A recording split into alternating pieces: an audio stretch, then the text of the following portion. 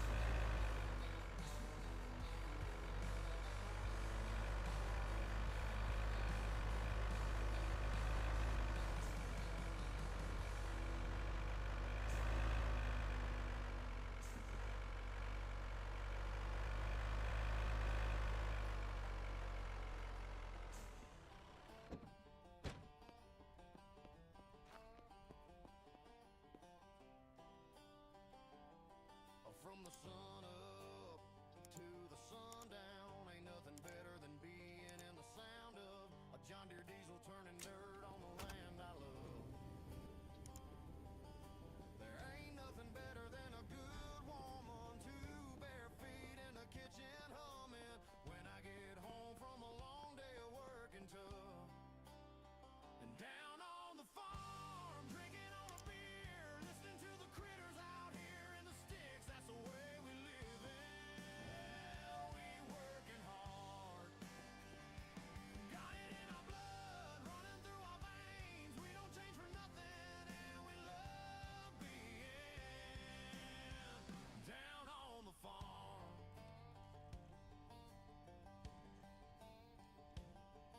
In the pine trees, whitetails moving, a good old boy named Slice's grooving.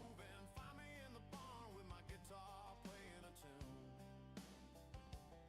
She got the fireball flowing through her veins. She's sipping on shine and riding the grain. When I get home, you know what I wanna do. And down on the farm, drinking on a beer, listening to the critters out here in the sticks. That's the way we live, and we working hard,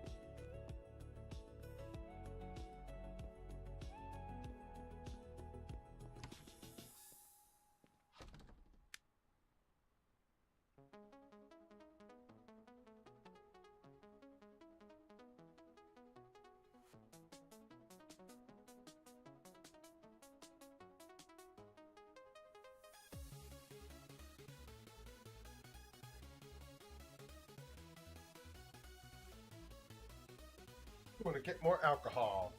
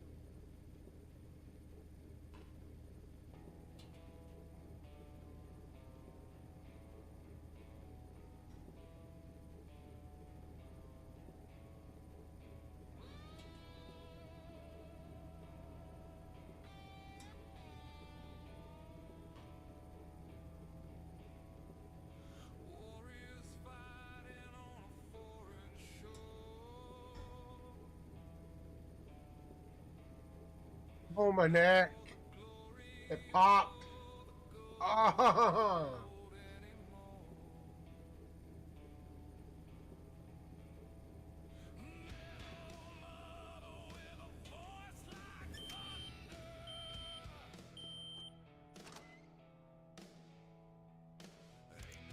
Stopping the machine of war.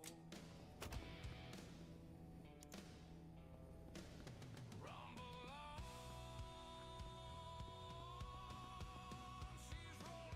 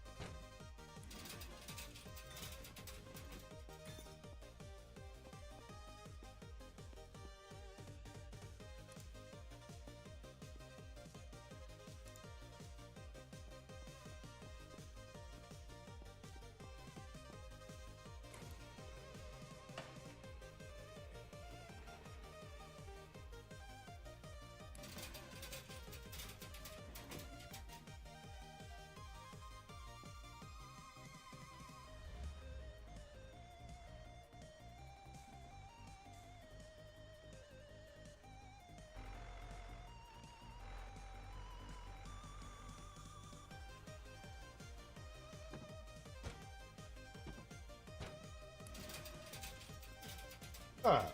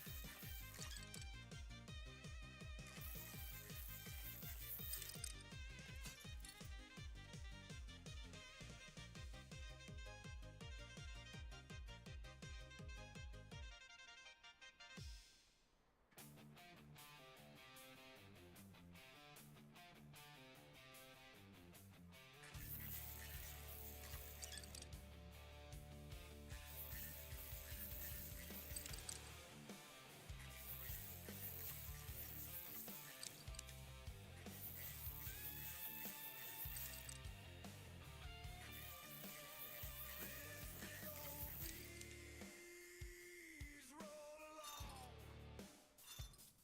70 tons of steel, having fun. The smell of death in the air. No, it ain't mine. No, I don't care. And I can't see it coming, but I can hear it humming. And it goes like this. Boom, boom, screaming high on goes. Boom, boom, ripping through flesh goes. Boom, boom, glory to God goes. Boom, boom, the M1 Abrams.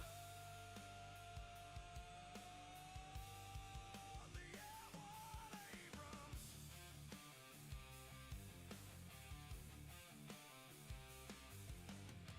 It takes some time to get it right. But you know when you do, there's no doubt in your mind. 'Cause it's all wrong and it all hurts and it's all dark and it's all burnt. And you're scared, but you're smiling, but you're smiling, you're smiling. And it goes like this. Boom, boom, screaming hot on goes. Boom, boom, ripping through flesh goes. Boom, boom, glory to God goes. Boom, boom, the M1 Abrams. Oh, the M1 Abrams.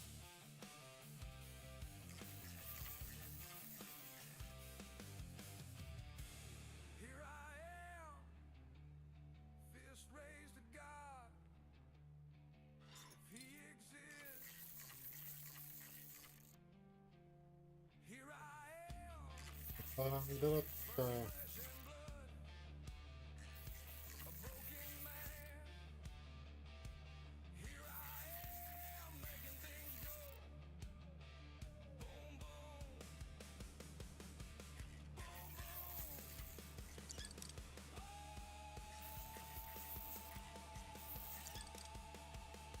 Goes like this. Boom, boom, screaming hot on goes.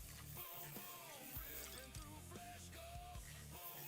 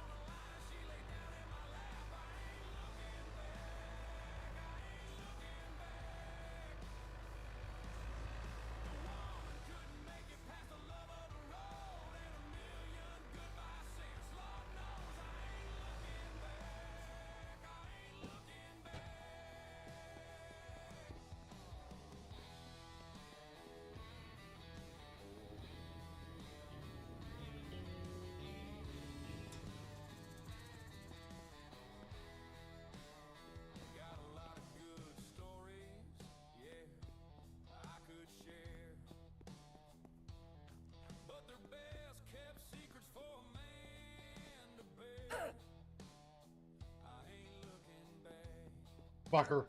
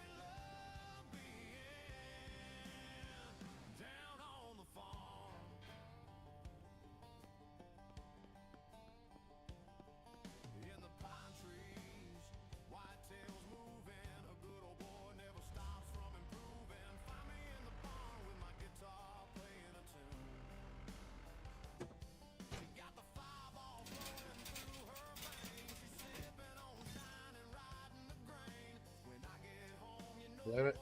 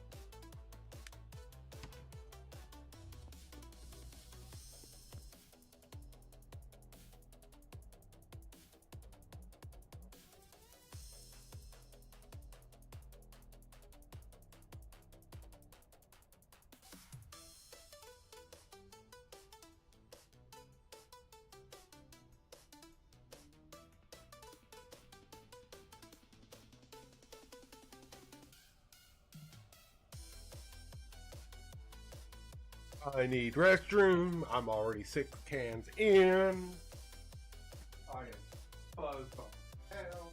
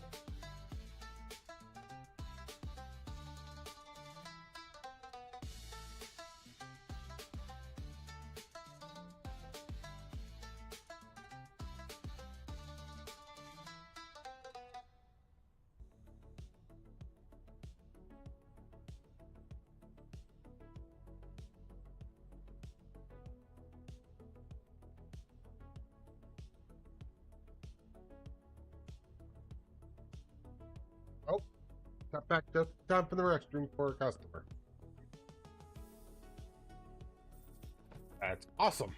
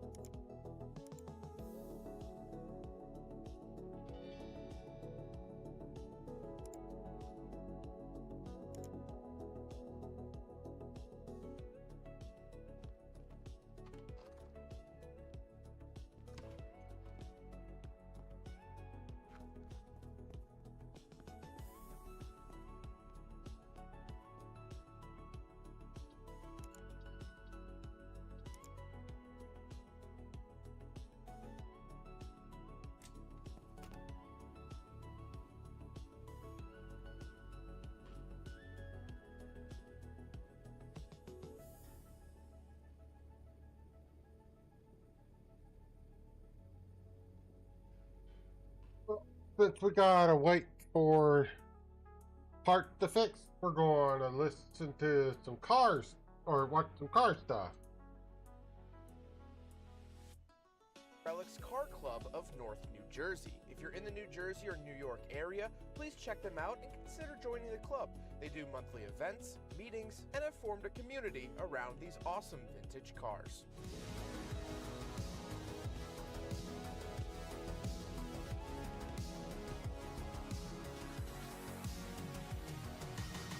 What's up, guys? My name is Zach, and today I am driving a 1953 Hudson Hornet. Up front is a 5.0-liter inline six, and down below is a 4-speed automatic transmission. Now, I am super excited. I thought he was going to say 4 in the tree, and I was going to be the fuck. But the obvious is the fact that this is a Hudson Hornet. It's such an iconic vehicle from yesteryear, and yet I've never driven one. I've never driven a Hudson product before, and I'm excited to share all of that with you today. But if you would like to submit your own vehicle, you can head on over to my website, zachpradel.com/submit. It's a quick and easy submission form. It takes under a minute to fill out, and I come out to you. But let's get back to that 5-liter inline six under the hood, making about 180 horsepower. Well, that was part of the Hudson's success and failure. It's a wonderful, powerful engine. As you can see, it is a 2-barrel carburetor. It has dual single-barrel carburetors. I don't know if I've ever seen a car that was more obvious in its number of barrels, because they literally look like barrels. And it was a decently quick engine. The big competitor for the Hudson Hornet was actually the Oldsmobile Rocket V8s. And while this kept up with it, that's how it really helped Hudson. What really hurt it was that people heard Rocket V8 and thought, oh, that's faster, that's better. And it wasn't real. I mean, you could pull straws, whatever, but people just wanted 2 more cylinders. And so they got that with the Rocket V8, and they didn't get that with the Hudson. But this engine is absolutely wonderful. Although it is outdated, it's a flathead design. It's a wonderful, smooth engine, and I love that.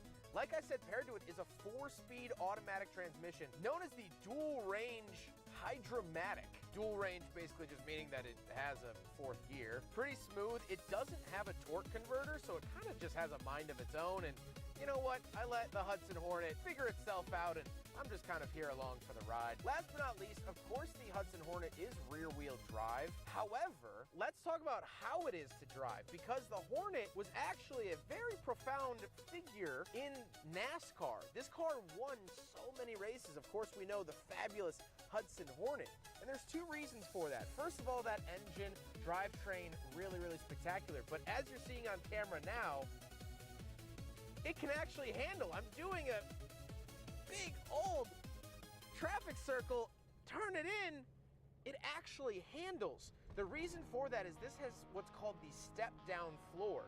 So all the cars of this era were built on top of their chassis. You had the 2 chassis bars, and you put the floor on top. They're called ladder frames. Well, Hudson actually welded the floor to the bottom part of the frame. So you'd actually step into the car, and the floor would drop down. What this did is it actually lowered the center of gravity and pushed the wheels outward to give it a low, wide center of gravity. So driving it, is it comparable to a modern race car? No, but it was way, way, way better than anything that anyone else was building at that time, at least in terms of handling and cornering for a big vehicle like this. So that is what made the Hudson Hornet so successful, was that low center of gravity due to the step-down floor. With that stuff out of the way, let's talk about the interior. Well, in front of me, I have 2 sort of gauges. On the left is my speedometer that is multiplied by 10. So this looks like a clock, but you multiply all these numbers by 10, and that's how fast you're going. In the center, I do have fuel and temperature, as well as amperage and oil warning lights. Yes, back in 1953, Hudson had warning lights, which was very revolutionary for the time. And off to the right is a clock. So this is a giant clock. It might be the biggest clock I've ever seen fitted to a car, and was there with the Art Deco styling. Very, very cool. On the steering wheel, I just get a Hudson badge and a horn ring, and that's it. And off to the left, I have my weather control for cooler and warmer. This does not have AC, but it does have some vents. And up on the top, I do have a little guide. What this is it's actually a little reflector, because the Hudson's windshield is so low, so you can see up to the stoplight to see if it turned green. Really, really cool invention, and this was an option here on the Hudson Hornet, and a wonderful one at that. Moving on to the door, we do have a Hornet badge, crank for the vent window, crank for the full window, latch you get in and out, and some hobnail fabric. Up above, we have this mysterious looking knob. This is actually for the antenna on the outside of the car. You pull it out and twist it up, and that would put the antenna up. And of course, put it down in the same fashion. Love the fact that they have this. Then we have the AM only radio, again, more Art Deco numbers, which I love. And down below, we have more weather control, which also allows you to open up the vent up near the hood to pull clean air into the heater core to warm yourself up. Very, very unique. Then we don't have any center console, meaning we don't have any cup holders. So 1953 Hudson Hornet fails the big friggin' bottle test, but you know, to be expected. Then we gotta talk about the seats. The seats are a bench seat. It is lovely and comfortable, and I am a big, big fan. Although I don't get any factory seat belts, this does have aftermarket ones, but it never got factory seat belts. So cornering, although the chassis is great, the seats aren't, but that's okay. However, speaking of seats, we do have back seats. So let's go do a back seat review. All right, so we're in the back of the 1953 Hudson Hornet, and it is so comfortable. So spacious, so lovely. I am very, very impressed. The center seat folds down for an armrest, but you can also use it as a bench seat. I got ashtrays as far as the eye can see. Really just this main one, but yeah, it's still nice. There was a speaker behind me. I have these nice pull straps. I mean, I was not expecting it to be this nice and this luxurious, especially in a car that handled so well. This was kind of sporty.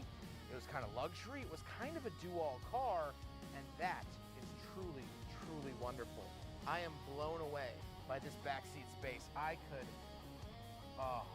want to just retire here. Anyway, let's talk about the trunk and cargo space. All right, around the back of the Hudson Hornet, we do have this little key opener here, square key for the trunk. Pull it up like that. And of course, there are all the car show essentials, but just the fact that it has a trunk at all. The 50s is where they really started integrated. Late 30s, 40s, 50s, you know, you get this giant trunk. It's just very, very cool to see that, especially the evolution, because now I know how the 60s trunks look, 70s, 80s. You definitely have a lot of improvements over the years, but definitely in terms of space, you are more than adequate in the back of the Hudson Hornet. Now we gotta talk about the looks, and guys, it is the unmistakable Hudson Hornet, the fabulous, the wonderful Hudson Hornet.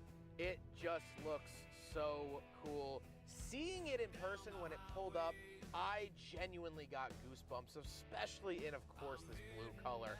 I mean, you cannot go wrong with this. It is wonderful. Also, the front emblem, the Hudson badge, does light up.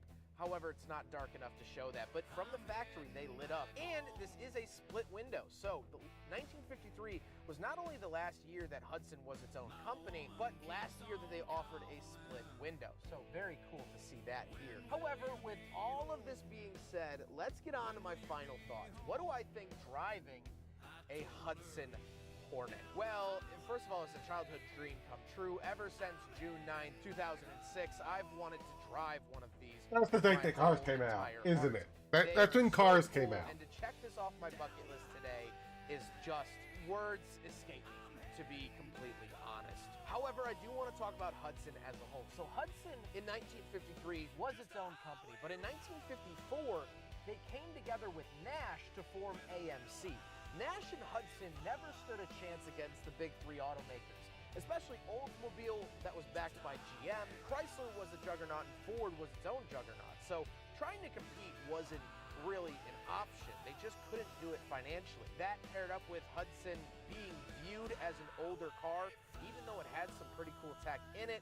People thought that they were kind of old and outdated, so they were slowing down and buying them. They teamed up with Nash to form AMC. And it's such a shame because AMC never got a foothold on its own. They sold some good cars throughout the late 60s, but into the early 70s, the oil crisis pretty much killed them off, and then they ended up teaming up with Renault, and then they ended up selling to Chrysler. They never really got their day in the sun. Besides, this car did in the early 1950s with its racing success. It's just so wild to me how ahead of its time this car really was. It had a 4-speed auto, something that even some 90s cars didn't have. It had a big engine, it had a lower center of gravity by design, not just by happenstance. I mean, this was a well thought out car for what it was intended to do. And so at the end of the day, the Hudson Hornet became one of the biggest showings of sometimes the technology you pack into it doesn't matter if you can't market it well. They couldn't fight against the bigger Oldsmobiles and GM. The Rocket V8 was so catchy and lovable that everyone wanted a Rocket V8, and Hudson didn't have one. So people forgot about it. Literally down to marketing, people just didn't buy these and forced Hudson to merge with Nash and forced AMC to partner with Renault and then sell to Chrysler. And while the end of the story is sad, I am pleasantly enjoying the middle of it. What an amazingly wonderful and fun car to drive. It feels like a 1930s car, but drives like something more modern, and that is a very special place to be. I hope you guys enjoyed the video. Huge thank you to Rob for letting me take out his Hudson Hornet. This is an absolute dream come true. I finally got to review here on the channel the fabulous Hudson Hornet, and that is all thank you to Rob. He's been super wonderful, super down to earth, and I cannot thank him enough. But I hope you guys enjoyed the video. Don't forget to rate the video, comment on the video, and subscribe if you really liked it. Take care, guys.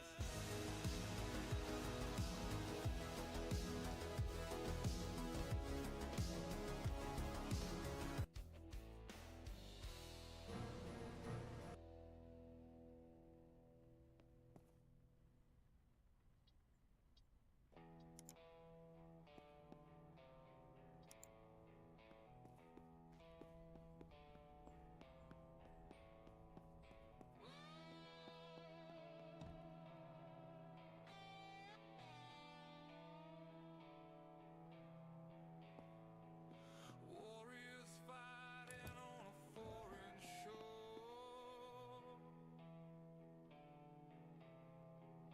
not for the glory or the gold anymore. Hey, thanks. Metal mother with a voice like thunder.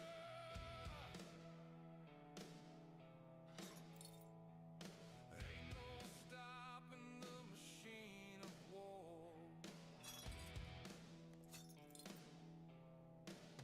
Rumble on, she's rolling hard as steel, and her heart is cold as ice.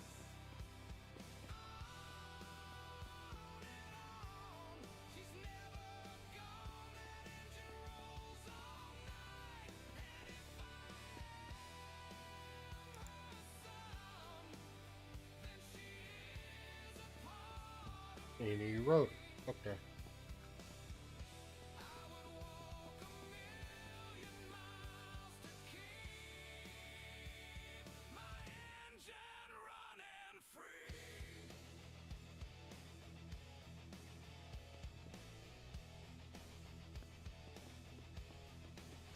Not for the women or the wine, not for the sun or the sky, not for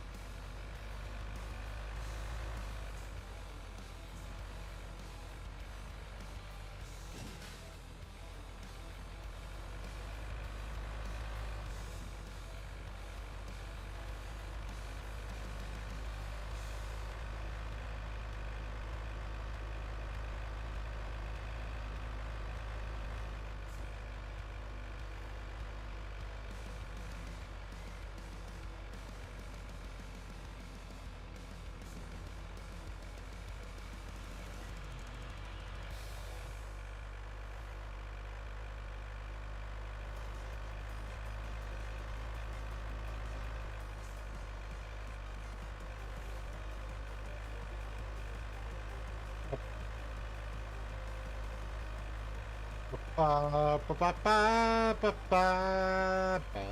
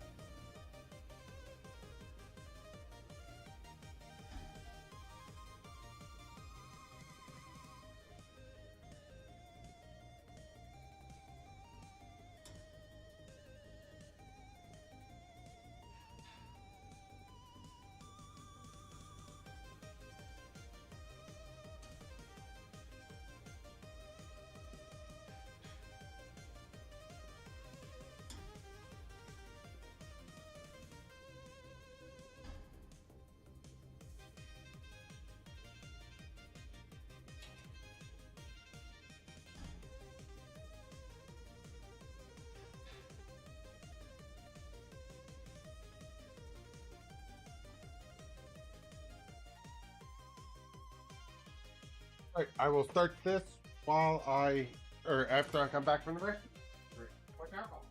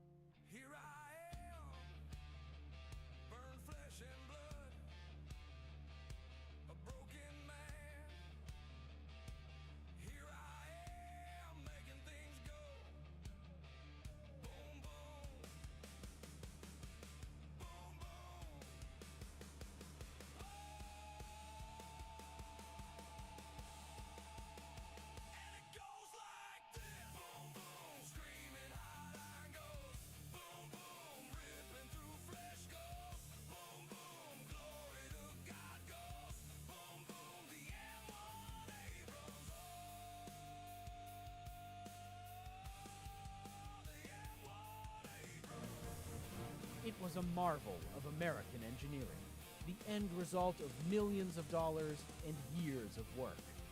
And now, I finally get to drive it.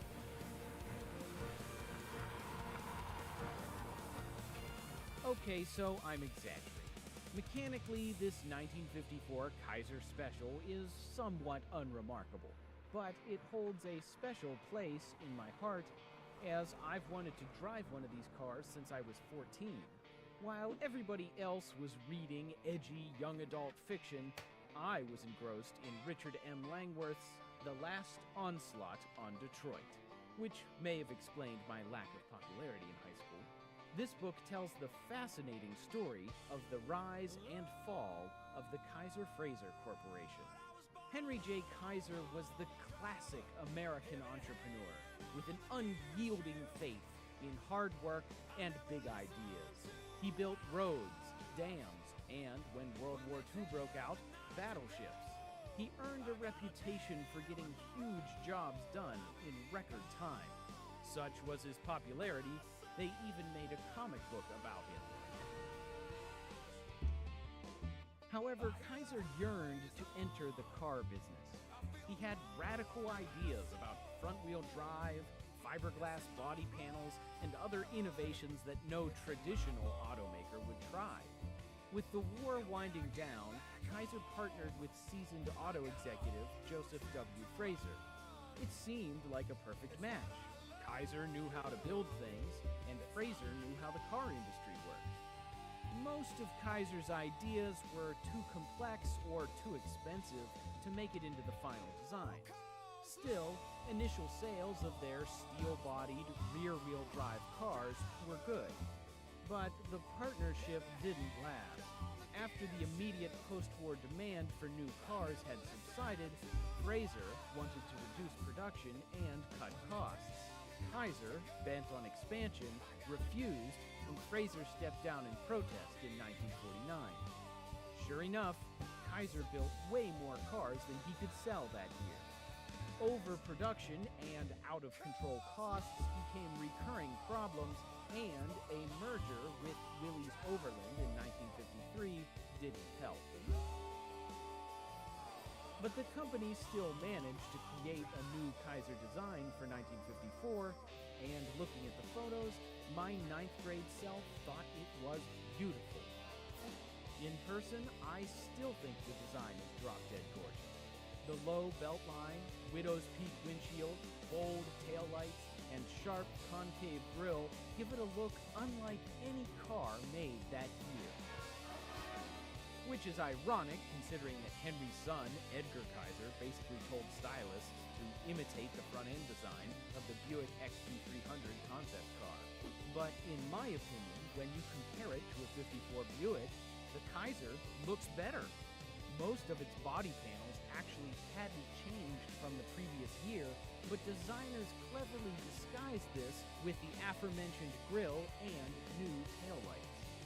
In fact, there were so many leftover 1953 bodies that the factory just replaced those sections and turned the cars into 54s.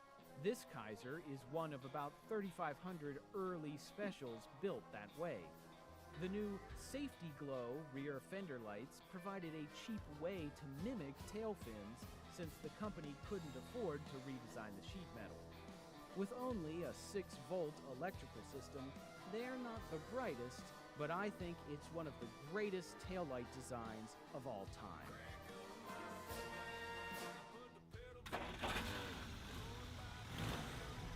Attached to that 6-volt battery is a 226 cubic inch inline 6. Kaiser never offered a V8, and by 1954 the supersonic 6's 118 horsepower couldn't match the beefier engines offered by bigger car companies. To combat this, the more expensive Kaiser Manhattan had an innovative solution. It came with a supercharged version of this engine, making 140 horsepower. Out on the road, I definitely found myself wishing for the Time for more Kaiser.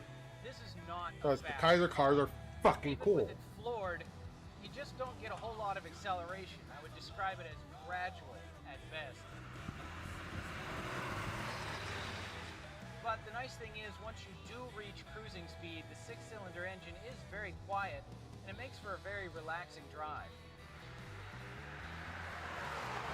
Unlike today's cars, which play fake engine noises through your radio speakers, this was a period where quiet exhaust was a sign of class. With a 4-speed Hydra-Matic bought from General Motors, driving feels pretty simple. As I said before, this car is mechanically unremarkable. Without the optional power steering, it does take some muscle for parking lot maneuvers, but the Special's ride remains quiet and stable.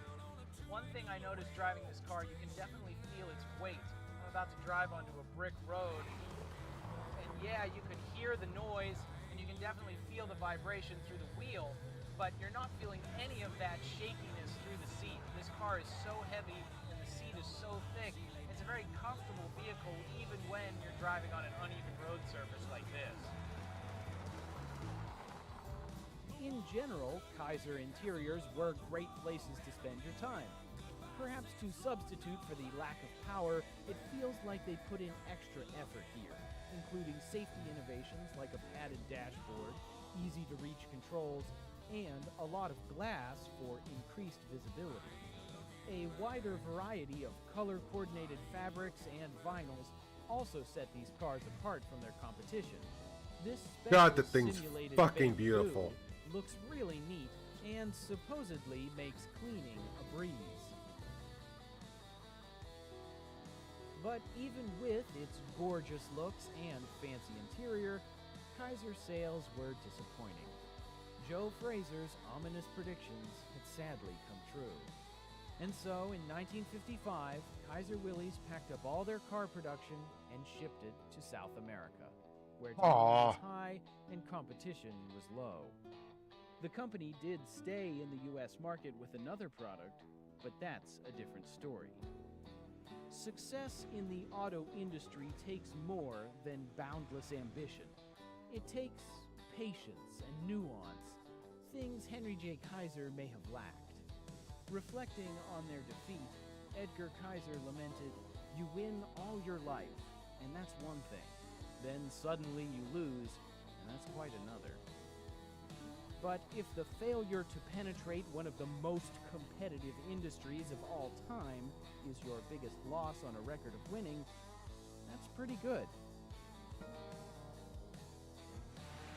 As for the cars, my teenage dream finally came true. With less than 8,000 of these cars built and way fewer of them remaining today, I consider myself very lucky to have the chance to drive one. And I know these are never going to be super collectible cars. They're never going to be super famous. And I worry about that history being lost to time. And so that's why I love doing these videos, because I know that people out there who are interested in these cars can learn more about them and hopefully enjoy them as well. And the story of Henry Kaiser is about more than just wins and losses. It includes massive contributions to America and the world, and this car is a part of that. Humanity will always face giant challenges, and in the future, whether it's space exploration or climate change or any other seemingly impossible task, there will always be people who rise to the occasion, whose boundless ambition makes the impossible possible. God damn it. People like Henry J. Kaiser, who embody that unyielding faith in hard work and big ideas.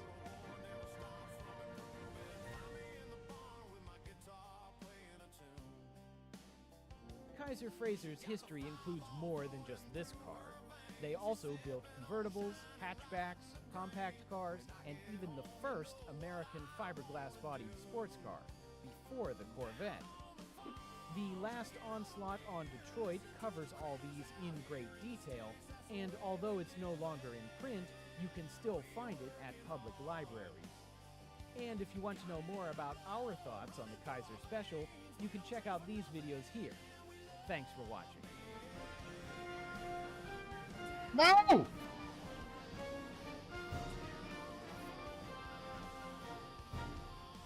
Damn it.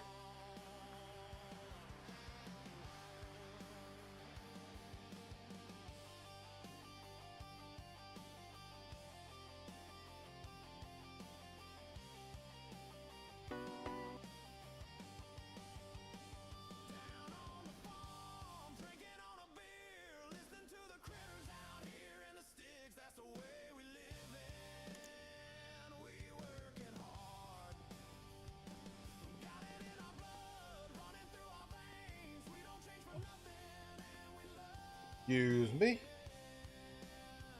down on the farm. Sound reasonable? Let's do it.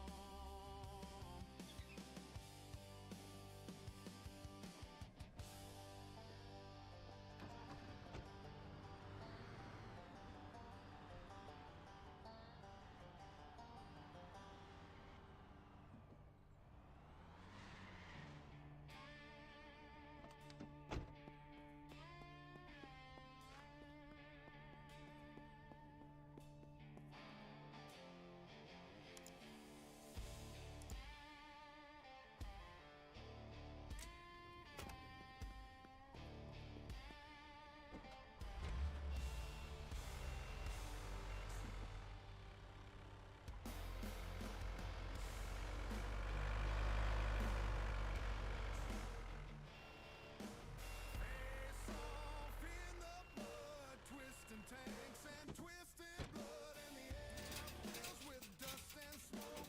You and me now, it's just you and me. The duel's begun. This ain't gonna be fun. And the war rolls on. God help me. God help me. God help me. It's just you and me now. It's just you and me now. The duel's begun.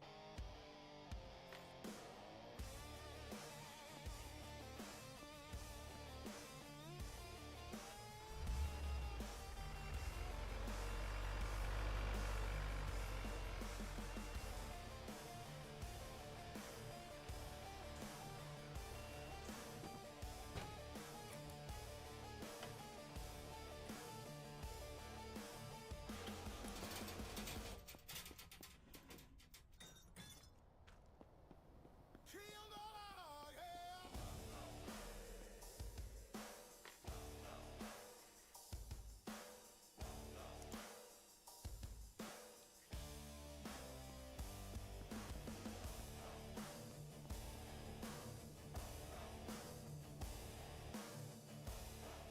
Okay, so here's the fun thing.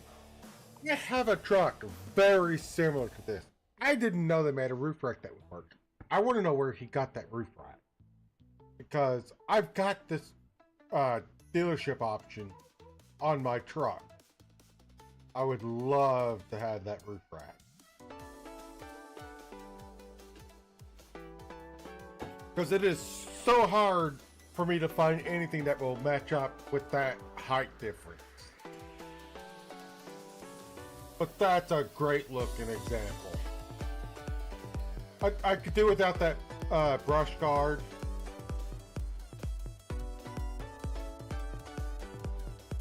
But he's got a slightly newer version, as he's got this style of window and he's got that window on the top of it for what I have.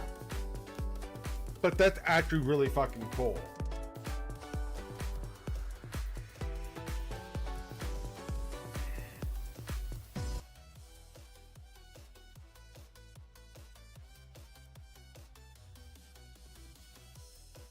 Guys, this might be the coolest thing I've ever found.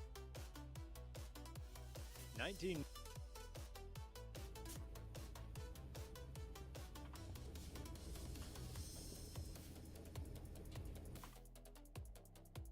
90 Chevrolet Suburban, a machine made for blasting radar love between toll booths on the Northeast Extension. I want one of these so bad. This is one of my dream cars. If I can get a red on red You're not with looking at an barn SUV door. here. In the late 1980s Chevy and early 90s, Suburban the Chevrolet 1500. Suburban was a truck. I What would this be in really is fucking a heaven. Silverado long bed that just happens to be enclosed. Look at the back. You see a third brake light? The high-centered third brake light was mandated for cars in 1987. But trucks didn't have to have them until 1994. That was the law in the United States anyway. I don't know what it was in Europe. But speaking of you Europeans, the Suburban is what you think of when you think positive thoughts about American cars.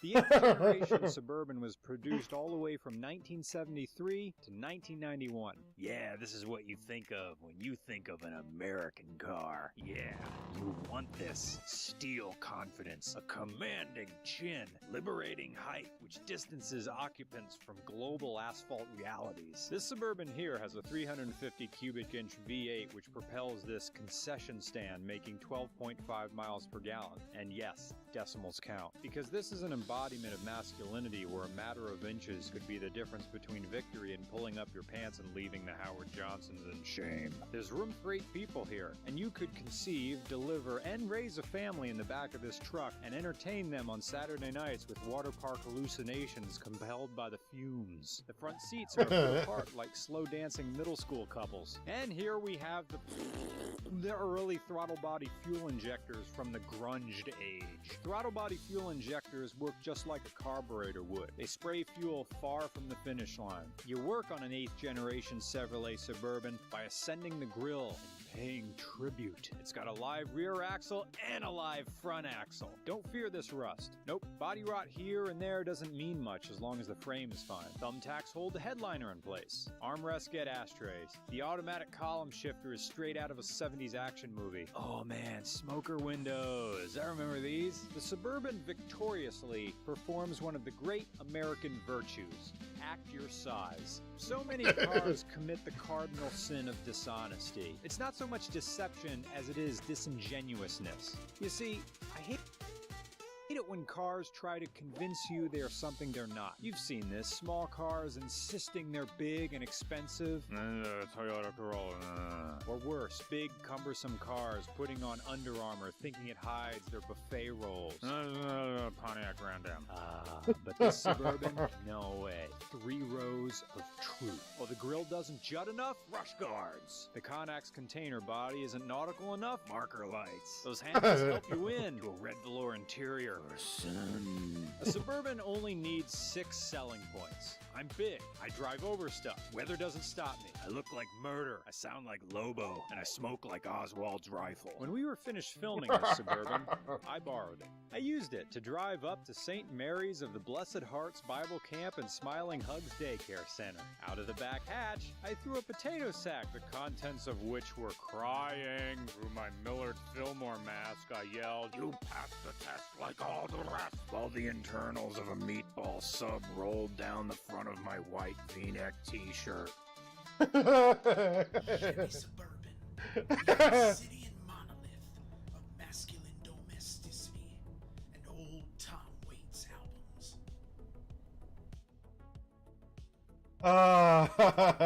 Affordable, sleek, and light as a feather.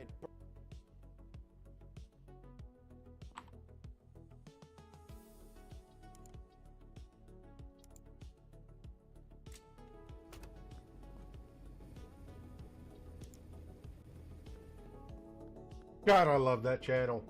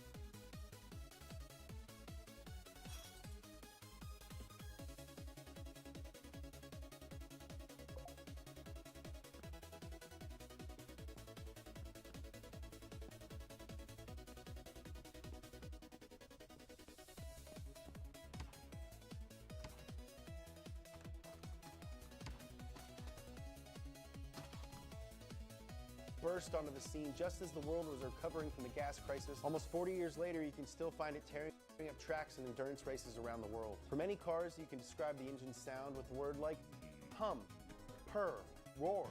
Today we're here to spend time with an iconic car whose engine noise could best be described as a barrel of angry bees. Not the bees! This is everything you need to know to get up to speed on the Mazda RX-7. It's also one of my dream cars. I love my fat Dorito. It would be impossible to discuss the RX-7 without talking about its engine. A Wankel rotary engine. What is a Wankel rotary engine, Pumphrey? The rotary engine works off the geometric principle of inscribed triangles inside of an... fuck, dude. The rotary engine works off the geometric principle of inscribed triangles inside of an epitrochoid figure. Enormous words to describe the slightly mesmerizing movement of a triangle trapped in a pinched oval. As the triangle piston rotates, it creates three areas inside of the compartment. The phases of combustion occur around the outside of the triangle as it spins. The rotary engine was invented by German engineer Felix Wankel when he was a fucking teenager. He didn't get around to actually marketing the engine until after World War II while he was working for a motorcycle company named NSU, Nebraska State University. Holler! In 1959, NSU invited a group of engineers and leaders of the automotive industry from around the world to see Wankel's rotary engine. One of the men was Matsuda, head of what was then called Toyo Kogyo. Now, they had made their money creating auto rickshaws and later trucks under the name Mazda Go. Matsuda loved the Wankel. He immediately licensed it from NSU and brought the prototype to Japan. He essentially bet the farm on the engine and in 1961 told his chief engineer that it needed to be reliable and production ready as soon as possible. Within the first hour of running the prototype, the motor seized. Within a few days, it had blown itself up. Yamamoto's job was going to be a lot harder than he thought. The main problem was the tips of the triangular piston. As it spun around, it left chattering wear marks on the inside of the chamber. The team called them Devil's Nail Marks. It was only after Yamamoto had a eureka moment while writing that they solved the problem. Using graphite from the pencil leads, they created apex seals. RX-7 guys, you know that word. And they gave the rotor smooth movement around the chamber without chatter. When all was said and done, after 80 prototype cars, Mazda released the Cosmo Sport 110 in 1967, their very first rotary sports car. The Cosmo and the rest of Mazda's rotary fleet sold really well until the gas crisis hit. Now these are the gas prices last year. These are the gas prices this year. In 1978, the markets had recovered enough for them to debut their new rotary sports car. The Mazda RX-7. The RX-7, known as the Savannah in Japan, was meant as a direct replacement for the RX-3 series. The RX-7 ended up indirectly replacing all of the other rotary cars except the Cosmo. Mazda retired everything else in 1977. It was inspired by the Lotus Elan, and the first series referred to as the SA because of the beginning of the VIN series was a light two-seat coupe. Mazda called it front midship rear drive since the Wankel 12A engine was sitting slightly behind the front axle. This gave the car a low center of gravity and good weight distribution. She's a good-looking girl, she's got good weight distribution. While the engine was definitely light, it packed quite a punch. The RX-7 could go from 0 to 60 in 9.2 seconds and ran at 100 miles an hour at 6,000 RPM. Unlike a normal reciprocating engine, the rotary needed to be driven to redline on a fairly regular basis. Mazda actually recommends running it to redline in order to both clear out the carbon deposits and to keep the oil at the right temperature and viscosity. Now that's what I'm talking about. And what kid from the 70s and 80s couldn't get behind a car with pop-up fucking headlights? Come to think of it, I'm still behind anything with pop-up headlights. All three series of RX-7s were released in the US with the FB name attached to Series 2 and 3. Series 3 saw the introduction of the 1.3-liter 13B engine. The RX-7 was already becoming a darling of the club racing level. It was fast and very light, and it handled beautifully, as long as you had fuel in the tank, because if you had an empty tank, it would spin.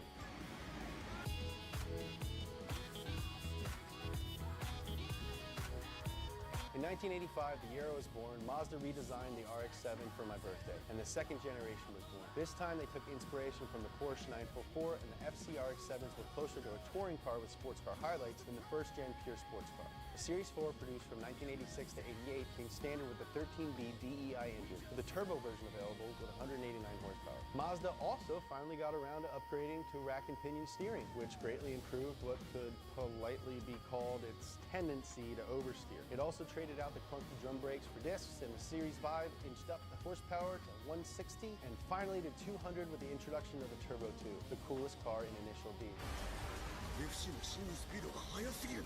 The FC was Motor Trend's Import Car of the Year in 1986, and the Turbo 2 earned its second placement in Car and Driver's 10 Best list as well. But even after adding a convertible top, the best RX-7 was yet to come. Enter the FD. In 1992, Mazda released the futuristic-looking third-gen Series 6 RX-7. Finally embracing its sports car identity, it came standard with the 13B REW sequential twin-turbo engine. The twin turbos had been designed in part by Hitachi and worked together to give smooth acceleration. The first turbo supplied extra torque at low RPMs, which had always been an issue for the rotary engine, and operated between 1,800 and 4,000 RPM. The second sat on standby until it reached 4,000, with the actual seamless changeover occurring at 4,500. Do you want my head to explode?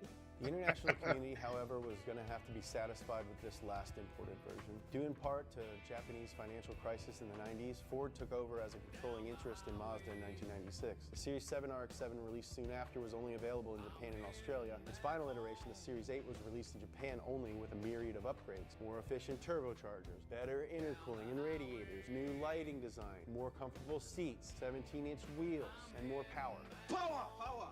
But alas, they were not for us. Mazda did introduce the RX-8 in 2003, and we got it. For many Mazda fans, the heavier, less sleek, and less powerful RX-8 was no substitute for the legendary RX-7. The engine was more fuel efficient and had better emissions ratings, but at the cost of less torque, problems with failure on the apex seals, and in some cases on the first-gen cars, total engine failure. Even increased fuel efficiency couldn't save the RX-8 from the economic crash of 2008, and it was retired in 2012. While the RX-7 is no longer in production, it has left a lasting impression in the automotive world and in all of our hearts. The RX-7 was a constant presence in the 24 Hours of Le Mans endurance race, from its first missed by a second to qualify in 1979 to its eventual 1991 dominance with the iconic 787B, still one of the most beautiful cars to grace the circuit. The RX-7 dominated the IMSA GTU series for 10 solid years, from 1982 through 92, and won more IMSA races than any other model. It even made an appearance in 11th place at the World Rally Championship in 1981. Not bad for a car 3/4 the size of a Corvette with an engine prone to backfiring and burning through apex seals. Every few years, Mazda teases us with news of a new rotary or a new RX-7, but so far they've not returned to the classic. Here's hoping that one day they'll make it efficient enough to pass new emission standards and still retain the pure fun of the old. This is everything you need to know to get up to speed on the Mazda RX-7. Please click the subscribe, comment down below. How are we doing? Do you like RX-7s? Are FDs worth the price now? What's your favorite generation of RX-7? In 1969, a vehicle entered service, which is quite possibly one of the most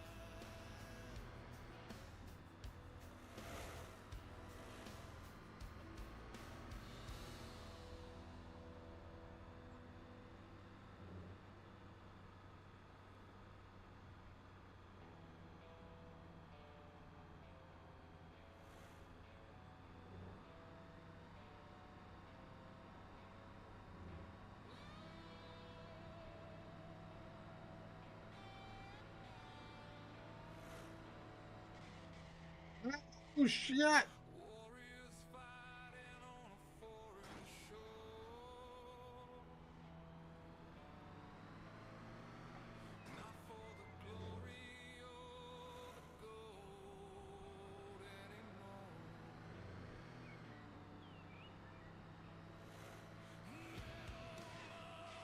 Oh shit!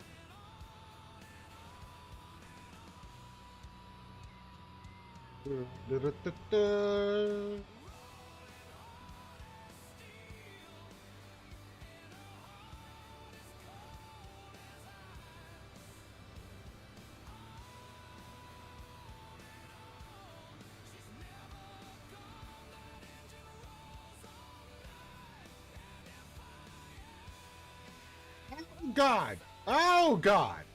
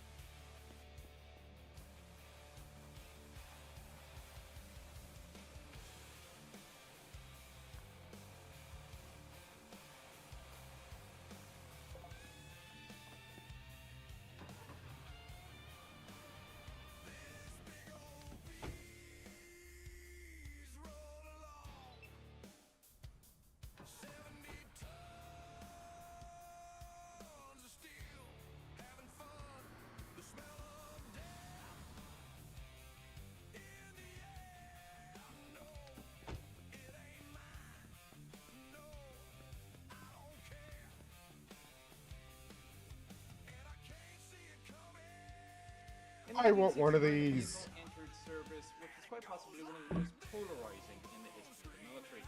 There are a few people who absolutely loved it. There are many, many more who absolutely did not. The vehicle is, of course, this one, the M561, also known as the Gamma Goat.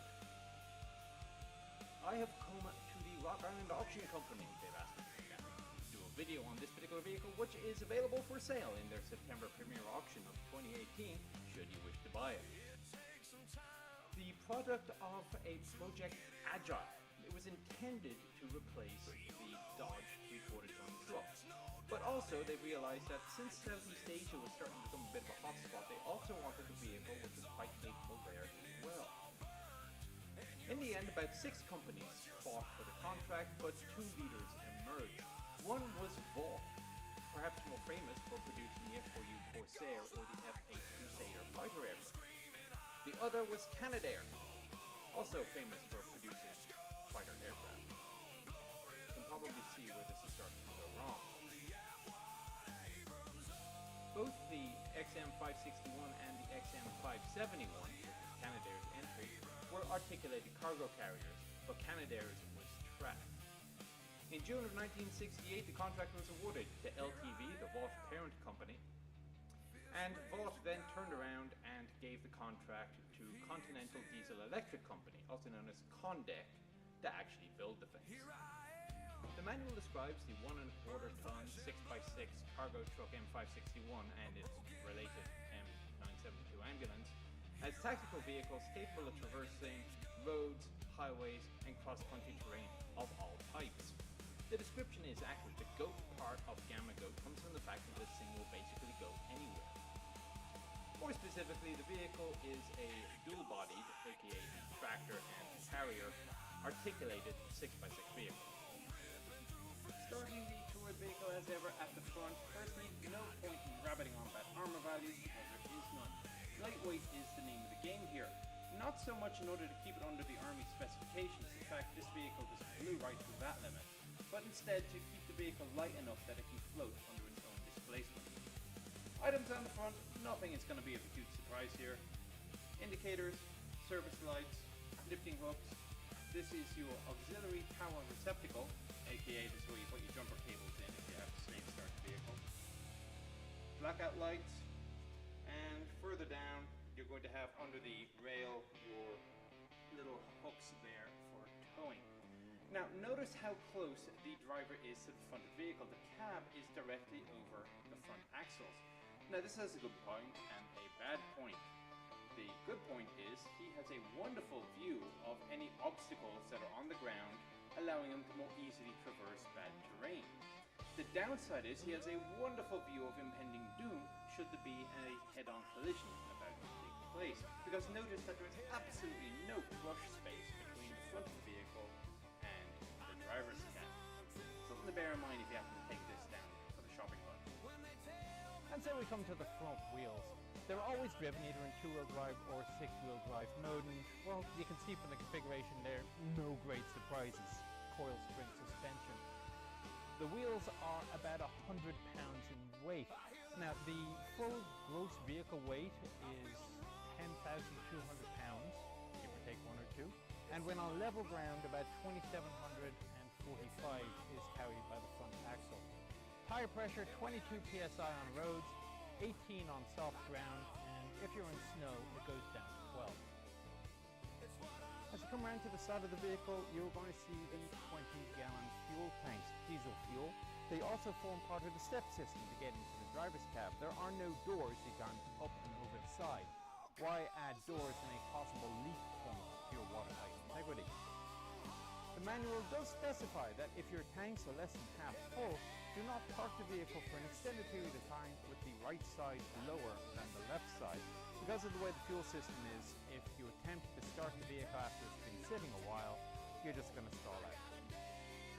Above them on each side are the battery housings. They're simply covers held in place with straps. Pull off the straps. It is a 24-volt electrical system. You get one 12-volt battery per side. As you can tell, not the original Army issue. Adjust jerry can is pretty much typical above the center axle, although you'll note it's marked water, not least because it's directly on top of the single exhaust. The far side you may, for example, though, find ammunition for an M60 machine gun. The center axle is the one that carries most of the weight. When the vehicle is fully loaded, about 3,900 pounds. When 6x6 drive is engaged, the power comes from the transfer case to the differential on the center axle, which splits into three directions. The two wheels and then a power output to the rear axle. Now, unlike the front and rear axles, which are interchangeable, the center axle is actually a bit bigger and thus will not work in the same part. Now, this is where the magic happens, and it is where the gamma in Gamma Ghost comes from. The articulated joint was designed by a chap by the name of Roger Gaumont, and it was designed not only to let the carrier roll and pitch independently to the tractor, but also to avoid jackknifing. Further, it is designed to deal with the stresses of the driven rear axle. This isn't simply a toe mount. This vehicle will be pushing on the articulated joint as well as pulling, depending on the traction of the wheels. Further, not only do you have the power shaft going through this joint, you also have the systems for steering and braking, both the air and hydraulic lines.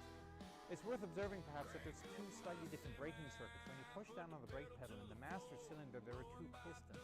One piston serves the front and rear axles, and the other piston serves the center axles.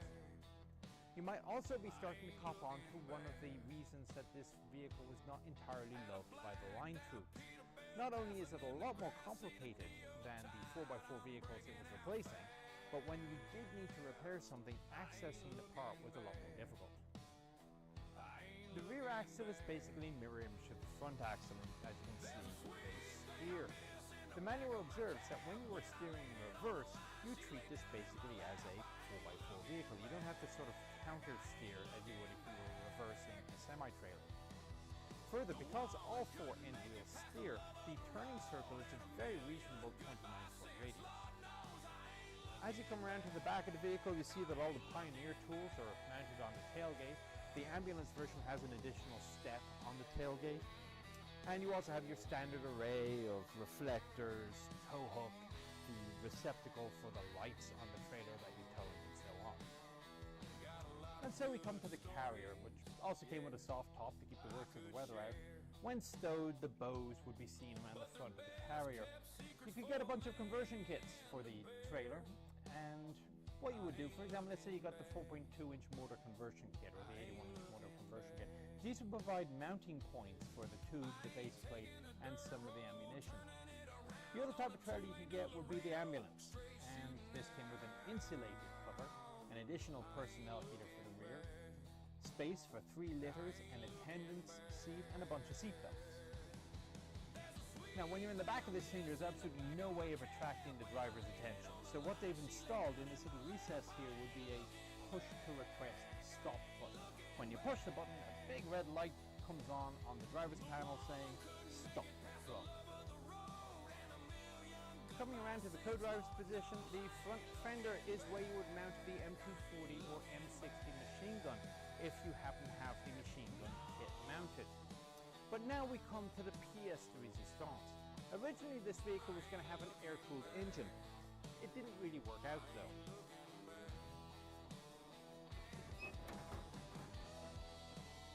Instead, what we have is the Detroit Diesel 3-53. This wonderful contraption would have 159 cubic inches of displacement, that's about 2.61 liters if you're metric. Puts out 101 horsepower, 205 foot-pounds of torque. It is a 2-cycle diesel, and well, the main problem with it was incredibly loud. It became mandatory to wear hearing protection when operating this vehicle. Health and safety concerns aside, though, you also have the tactical liabilities of something so loud that you need to wear earmuffs in order to drive it around in the front lines. Now, you'll note that the cooling system is mounted very compactly together with the engine. The cooling system is 19 quarts. The engine takes 12 of oil.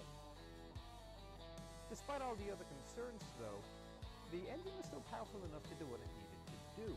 Fully loaded with a ton and a quarter payload, this thing would still climb a 60% grade.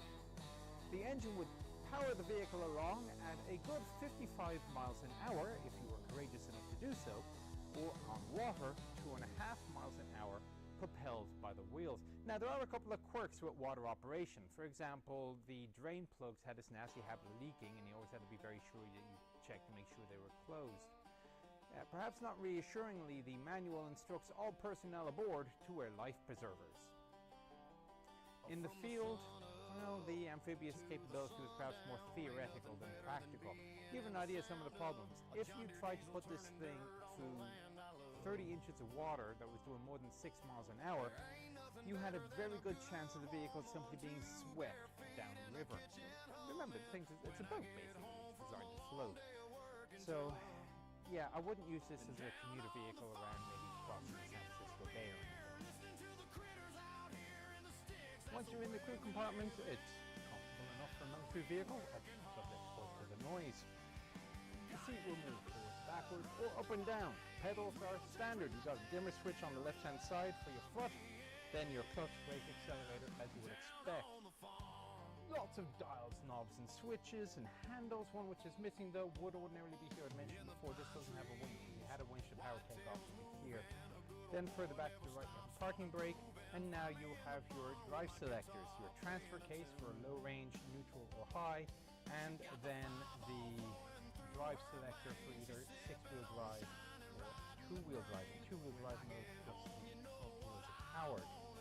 Now they are mechanically connected, so if I was to go from six-wheel drive to two-wheel drive, you'll note that the transfer case will move similarly at the same time. It is impossible to go into two-wheel drive low. Basically, if you're in such conditions that you need to be in low range, you don't need to be in two-wheel drive.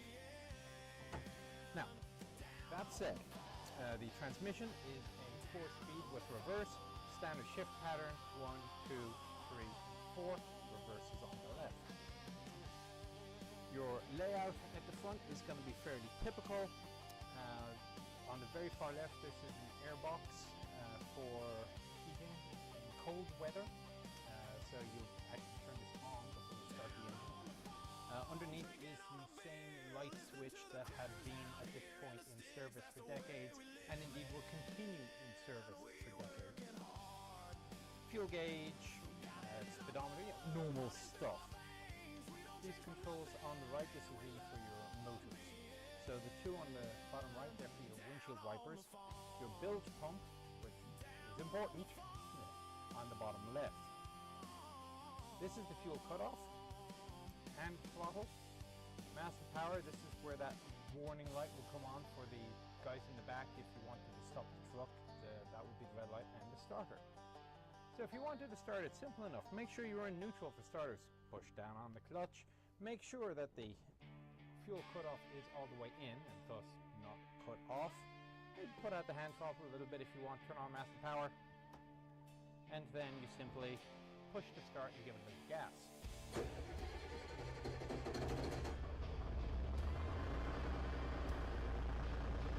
Simple. And you can already see just how loud this is even before you gun the engine.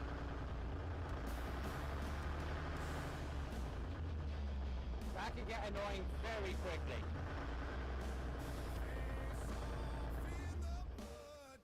Pull the fuel cut off, turn off massive power, and you're done. Finally, to get out, it's simple but not easy because this is a very big steering wheel and it just keeps getting in the way. Plus, there's no floor mat in this particular vehicle, so my feet have no traction whatsoever. But in theory, you just come back out and over the side.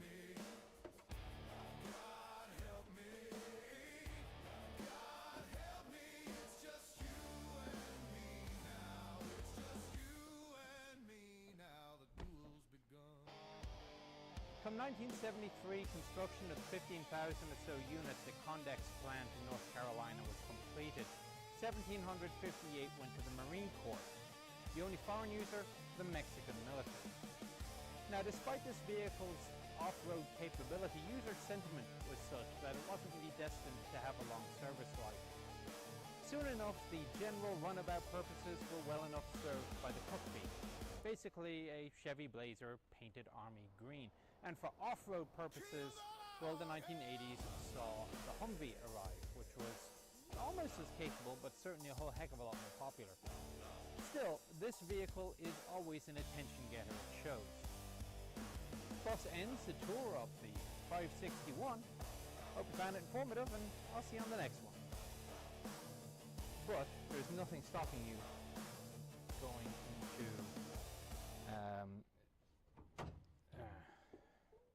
six-wheel drive high. Huh.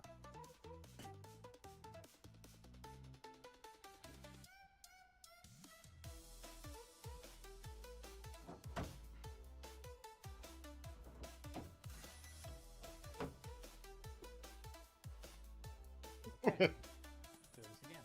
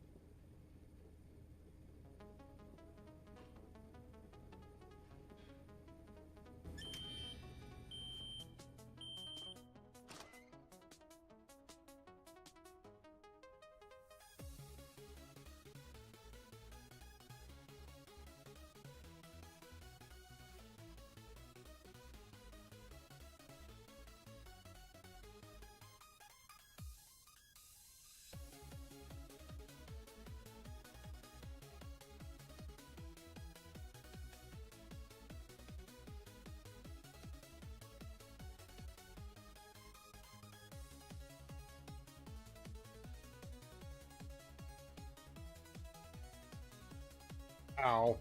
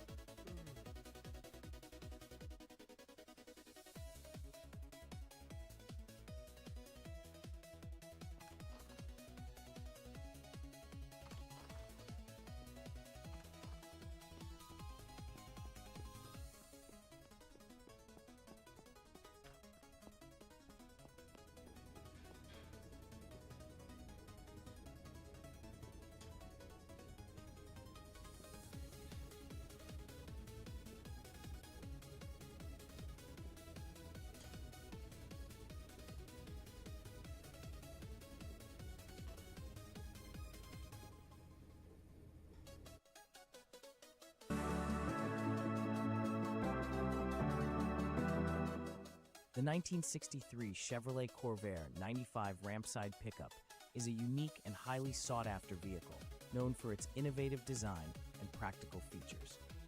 Introduced in 1961, the Corvair 95 series included the Rampside, a pickup truck with a distinctive side-loading ramp that made it easier to load and unload cargo. This feature was particularly popular among surfers, motorcyclists, and lawn care specialists who appreciated the convenience of rolling heavy loads into the bed rather than lifting them. The Corvair 95 Rampside was powered by a rear-mounted, air-cooled 2.4-liter horizontally opposed six-cylinder engine, producing 80 horsepower and 128 pound-feet of torque.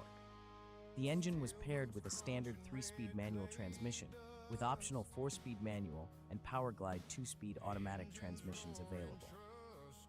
The air-cooled engine featured dual carburetors, a rarity for American economy cars at the time. The Rampside's design was ahead of its time, with a bed mounted lower than the cab, giving it a sleek and aerodynamic look. The truck featured an asymmetrical design, with the driver's side of the bed having a ramp built into it. The cargo bed was longer than a conventional truck's bed, but not level. The rear half of the floor had to be raised to clear the engine. Despite this, the Corvair 95 Rampside offered impressive payload capacity for its size, with a gross vehicle weight rating of 4,600 pounds. The interior of the Corvair 95 Rampside was basic but functional, featuring vinyl seats and a simple dashboard layout, with a speedometer and gauges for fuel level and engine temperature. The steering wheel was a two-spoke design, common for the era. The truck also featured independent suspension on all four wheels, a unique feature for a truck in the 1960s, which provided a smoother ride and better handling. The Corvair 95 Rampside was part of the Corvair 95 series, which also included the Corvin panel van and the loadside pickup with a conventional double-walled box and rear tailgate. The series was named for its 95-inch wheelbase, shorter than the 108-inch wheelbase of the Corvair sedan. Despite its innovative features, the Corvair 95 Rampside never gained widespread popularity, with only 2,046 units sold in 1963. Production of the Corvair 95 Rampside ended in 1964, with a total of 9,944 units manufactured over 2 model years. The Corvair line was ultimately discontinued in 1969 due to safety concerns and competition from other domestic trucks.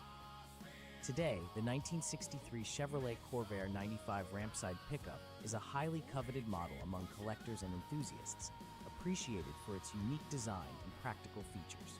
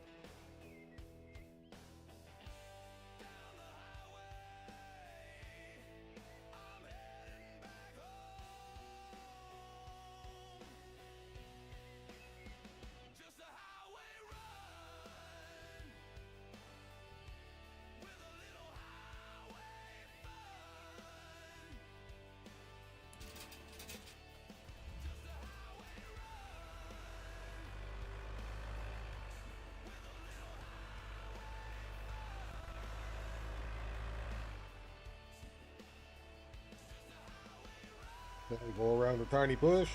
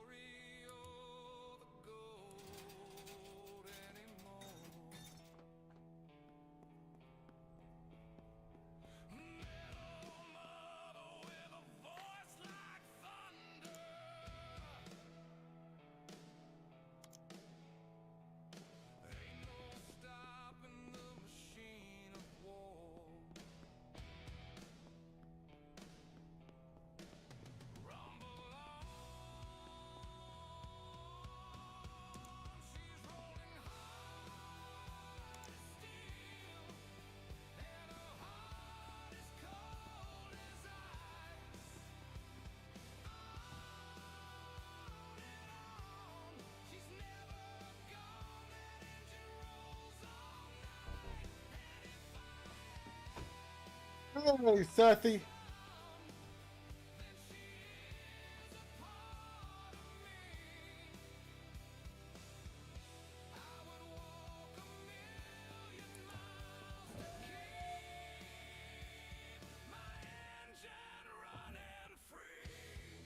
Welcome to the car stream where we car all the time.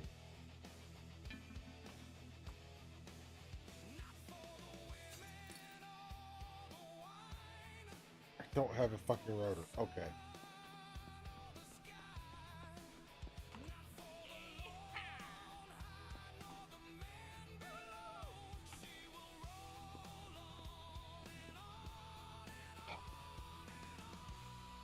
I gotta go and get...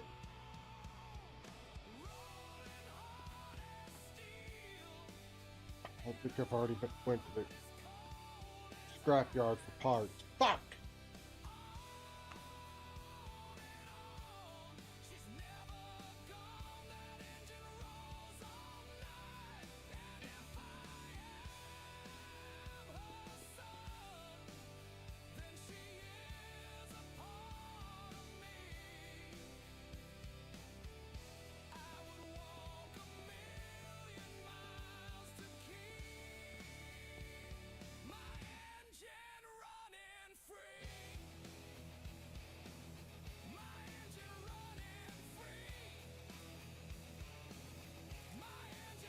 I'm buzzed.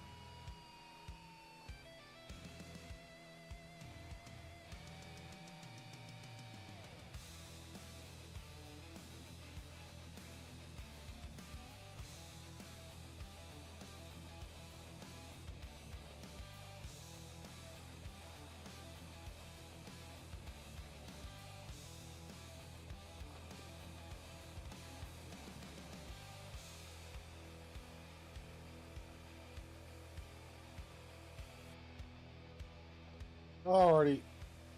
Have a good sleep, Sethy.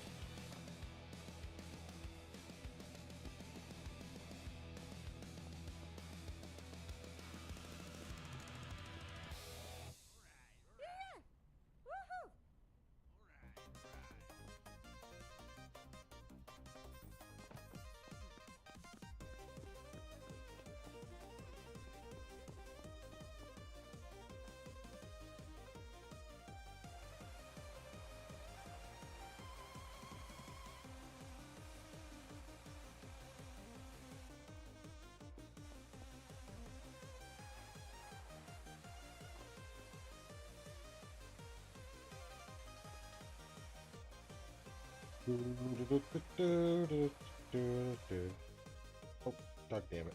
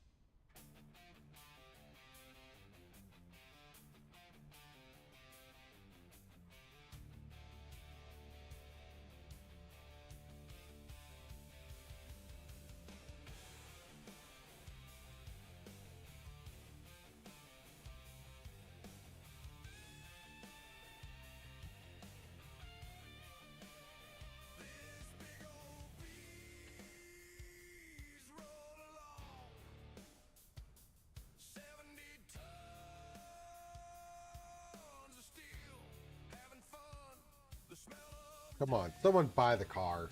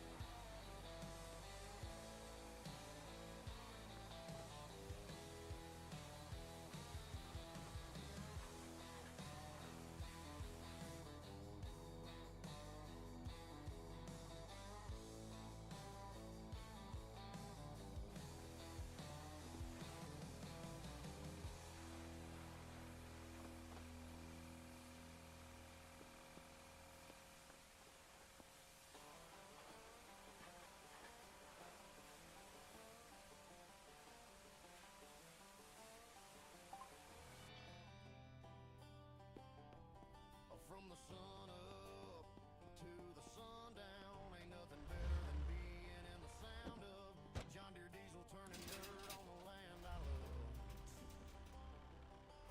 There ain't nothing better than a good woman, two bare feet in the kitchen humming when I get home from a long day of working tough.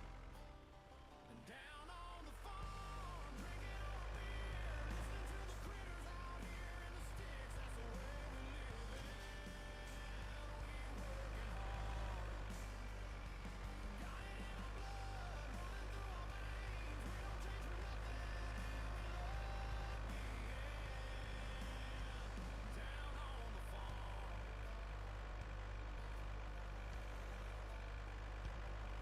In the pine trees, whitetails moving. Good old boy never stops from improving. Find me in the barn with my guitar playing a tune. She got the 5-ball flowing through her veins. She's sipping on shine and riding the grain. When I get home, you know what I wanna do. Down on the farm, drinking on a beer, listening to the critters out here in the sticks. That's the way we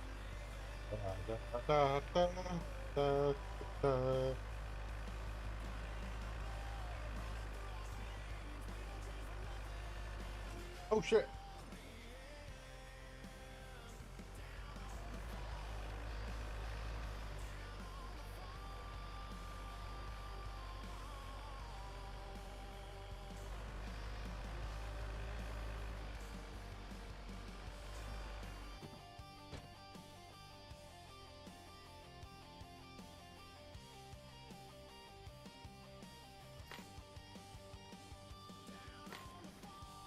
drinking on a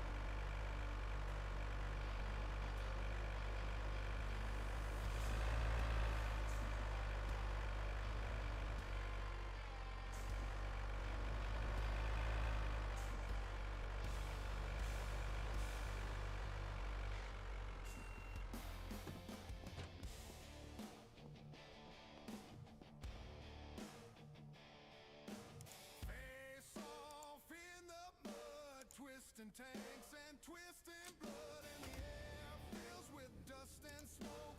You and me now, it's just you. When you say rear-engined, air-cooled, and flat six in the same sentence, pretty much any car enthusiast in the world would assume that you were talking about a Porsche 911. But in this video, we aren't. We're talking about a Chevrolet. Specifically, the Chevrolet Corvair. Now, the Corvair was designed by Chevrolet initially as a compact car meant to compete with the incredibly successful Volkswagen Beetle. It was not designed from the beginning necessarily as a sports car, but the American way is that if something doesn't exist, we make it happen. And the Corvair really did evolve over time. Thanks to the madmen like Don Yanko, who was also the guy that was stuffing L88 Corvette motors into customer Camaros back in the late 60s, this docile economy car that was once described as being unsafe at any speed was given nearly double the factory horsepower and a host of other supporting mods that turned it into a seriously capable car on track. And Don Yanko would call his creation the Yanko Stinger. This is the story of the 1966 to 1969 Corvair Yanko Stinger. Hey everybody, welcome to Rare Cars. This is the channel where we dive into the past and explore some of the world's most iconic and rare cars. If you want to see more short-form documentaries on cars like the Bill Thomas Cheetah, or the Z01 Camaro and others, then make sure to hit that subscribe button as we are dropping new videos every single week. But now, let's get into the fascinating history of the Yanko Stinger Corvair, or as we like to call it, America's Porsche 911. So Don Yanko is a name that you're probably aware of if you are at all a Chevy fan. He's very well known from stuffing big blocks into pretty much everything GM related in the 1960s, mainly Chevy Camaros. But before he was building all these high horsepower straight line monsters, Don Yanko had another project that he was working on. See, Don Yanko was considered by many, including Jay Leno, to be sort of the General Motors equivalent to Carroll Shelby. Both men were racing drivers that started their own performance shops and garages to build seriously fast cars. The Yanko Stinger Corvairs were actually made to compete with the Shelby GT350s in SCCA racing, which at the time the Shelby Mustangs were dominating it. And while the Corvair may seem like an odd platform choice to build a GT350 killer out of, it actually wasn't that far-fetched. In 1965 to 1966, the Chevy Camaro was still just an idea and wouldn't hit the market until 1967. Most other cars in the GM lineup were too big or required too much modification to be truly competitive with the Shelby GT350s. But around this time, the second-gen Corvair had just been released, and it was leaps and bounds better as a performance car than the prior first-generation Corvair. The second-gen Corvairs had four-wheel independent suspension, unlike most American muscle cars that did not have independent rear suspension, and the Corvairs only weighed around 24 to 2,500 pounds. This made them quick and agile in the corners. Couple that with the rear engine and rear weight bias configuration that was similar to that of the Porsche, these second-gen Corvairs were radically different than anything else that came out of an American car company. And Don Yanko thought that that might just be the edge he needed to dominate in the God, I love the SCCA way that car series. looked. Now, there were a few different options to choose from when buying a stock Corvair, but Don Yanko opted for the sportier Corvair Corsa as the base car to build his track weapons on. The Corvair Corsa in stock form featured a 164 cubic inch flat six that made 140 horsepower in naturally aspirated form. The base model cars had four individual single-barrel carburetors. There was even a 180 horsepower turbo version of the Corvair Corsa available from GM, but Yanko opted to stick with the naturally aspirated version to build his Stingers on. Now, in order to compete in the SCCA Class D Production Racing Series, which is the racing series that Don Yanko wanted to compete in, he would have to build 100 production versions of his Yanko Stingers to be able to do so. So he first bought a 1965 Corvair Corsa and got to tinkering. Now, to be eligible as a sports car, the Corvair would have to have no back seats. So the team ripped out the back seats of the Corvair Corsa and went to work hopping up the car.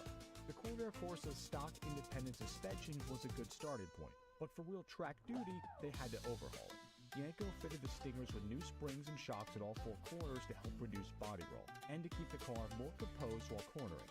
Track driving also meant aggressive braking, so Yanko went to the GM parts bin and used a larger Cadillac master cylinder to help with the limited braking performance. All the Yanko Stingers featured a posi traction rear end as well. Now under the hood is where things got really interesting. The stock 164 cubic inch flat 6 motor, or 2.6 liter motor, served as the base engine for all the stages of the Yanko Stinger. And yes, I did say stages. Similar to a modern Roush Mustang where different stages of the car are available representing different heightened levels of performance, the Yanko Stinger was no different.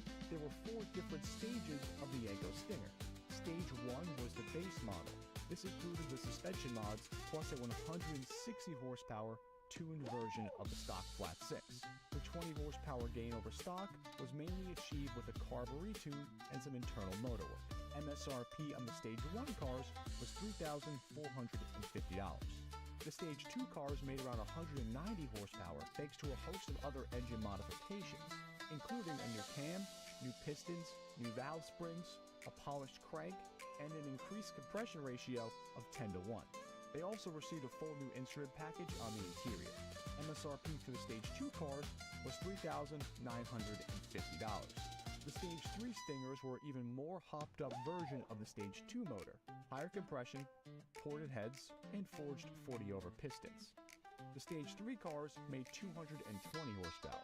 MSRP on the Stage 3 cars was $4,350. The Stage 4 Yanko Stingers were the full-bore race version.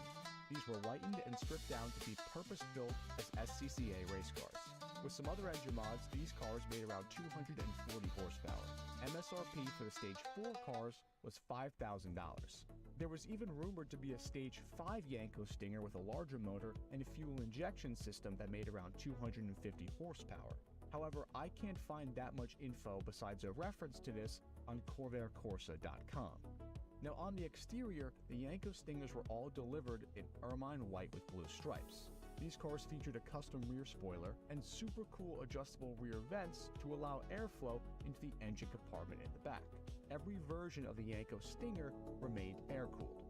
Now racing data on the Yanko Stinger is sparse, but according to the RSC database, the Yanko Stingers competed in 22 races, placing first in 3 of them and placing third 2 other times.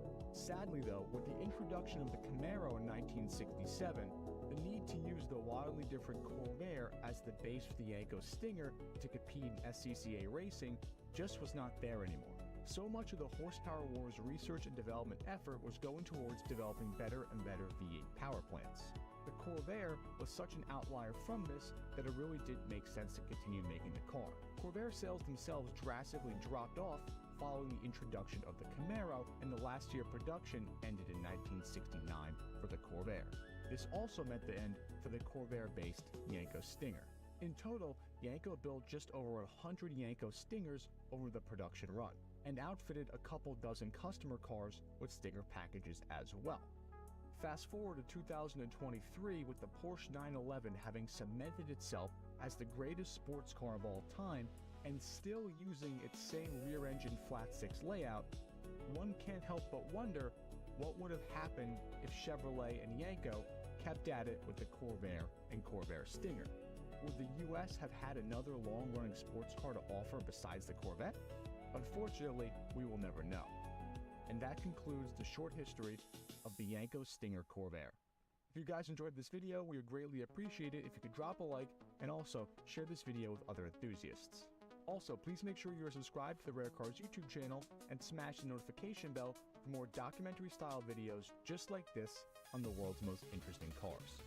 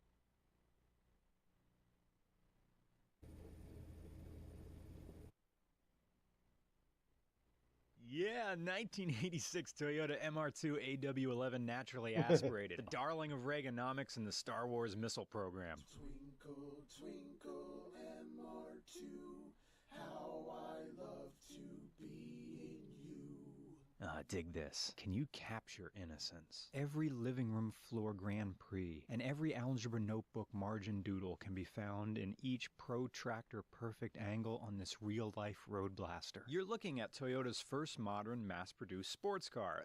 All right, I know, James Bond, whatever, that wasn't made for mortals. Yeah, I know, 1970 Toyota Celica. I said modern sports car. Everyone gave parades and happy endings to the Mazda Miata when it came out in '89. But that's just because the Mazda Miata patronizes Spitfires and Alans. Oh no, your dick looks big, Mr. Morris. Oh yeah, look at that honker. Yeah, you should get an Xtube account. Yeah, British. But the MR2 AW11 beat the Miata MX-5 by 5 years. And while the '89 Miata looked to the past, the 1984 MR2 was a showcase of futurism. This little sports car here underscores a 1980s oversaturated Viewmaster promise of good times to come. The AW11 was built with established technology arranged to give you a sanguine Polaroid of what humanity could be building in 10 years. You're looking at Jetsons aesthetic with utilitarian Flintstonian ideology. Oh yeah, the engine. The engine is Toyota's 4A GE naturally aspirated 4-cylinder, which went through real-world testing in the 1983 Toyota Celica and the '83 Corona, but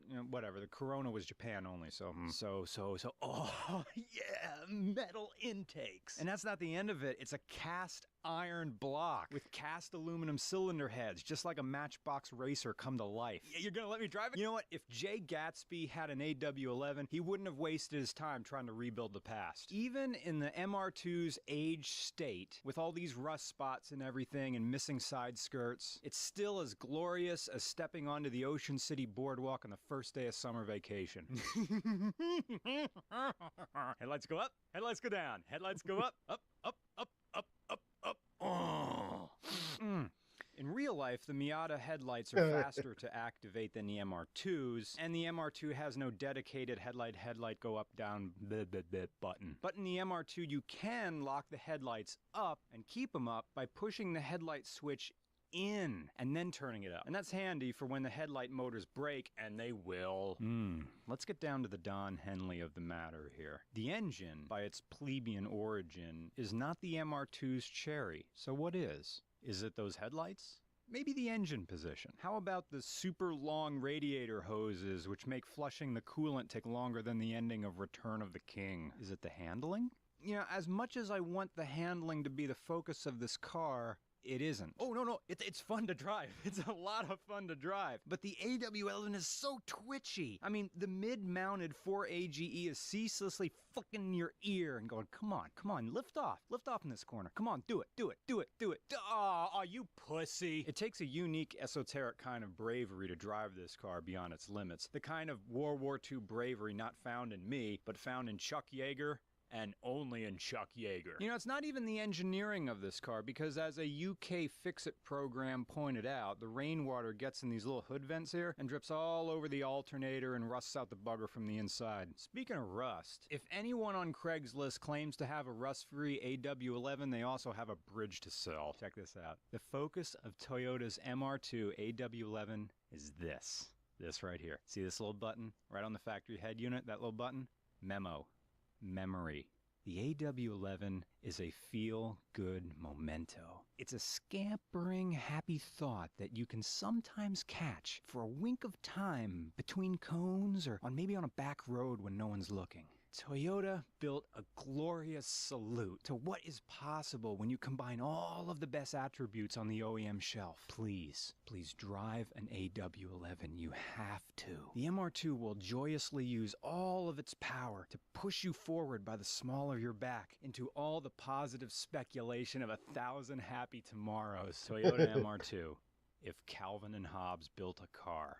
In closing, the first-gen MR2 is a time machine that takes you to the future that you were promised, depositing you in the era of your best self, as you imagined when you were a kid. It's the kind of car that you would never see manufactured in 2014, because this sort of fresh-faced, doe-eyed idealism just doesn't exist today. But we can still own these old MR2s and feel hopeful, because every line on this car is still pointing to an affirmative future. Oh yeah.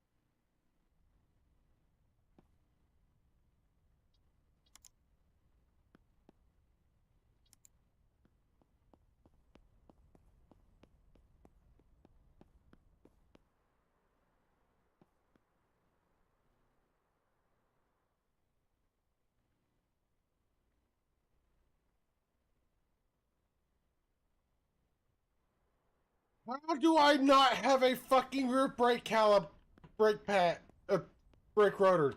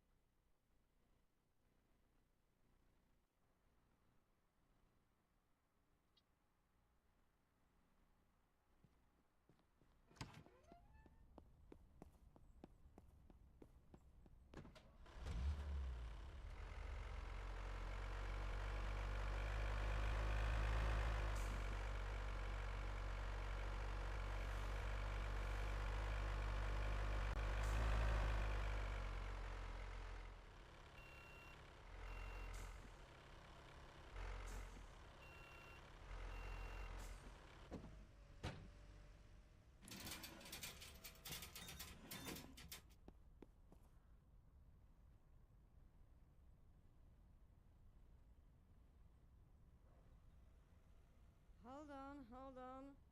I'm done.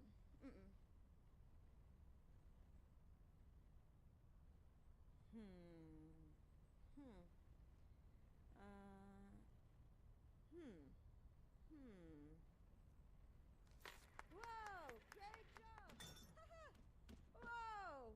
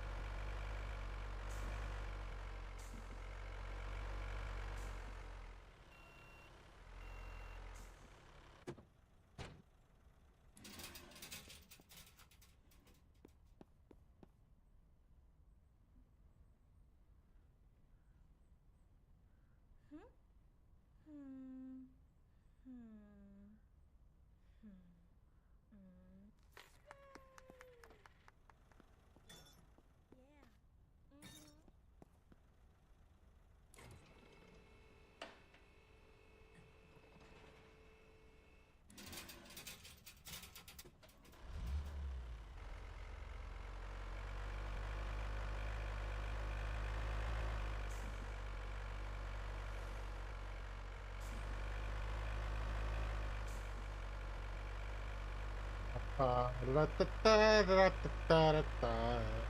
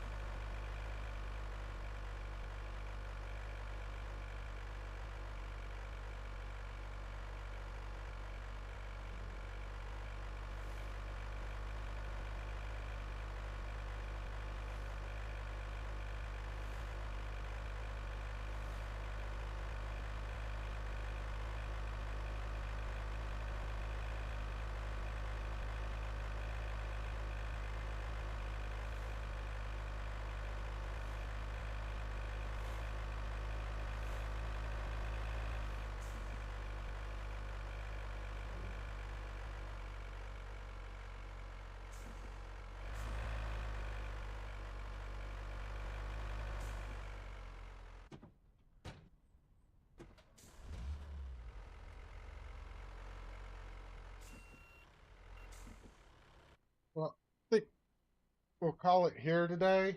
Thanks for joining. It's been fun. I will see y'all.